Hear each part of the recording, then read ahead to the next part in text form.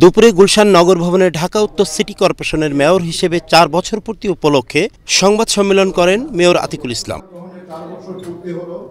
এ সময় তার সময়কালের বিভিন্ন উন্নয়ন কর্মকাণ্ড তুলে ধরে বলেন, বর্ষার জলাবদ্ধতা নিরসন, ফুটপাত দখলমুক্ত, মিডিয়া পার্ক সহ অন্যান্য খোলা জায়গায় তৈরি করা এবং প্রায় 90,000 গাছ লাগানোর কথাও বলেন। আপনারা জানেন যে অবৈধ দখলমুক্ত উচ্ছেদ, বিশেষ করে ইকো হাইড্রো পার্ক যেটি আমাদের কল্যাণপুরে আছে, এটিকে আমরা 50 একর জায়গা জমি দখল ছিল, অলরেডি আমরা 40 একর জায়গা আমরা অবমুক্ত করতে পেরেছি।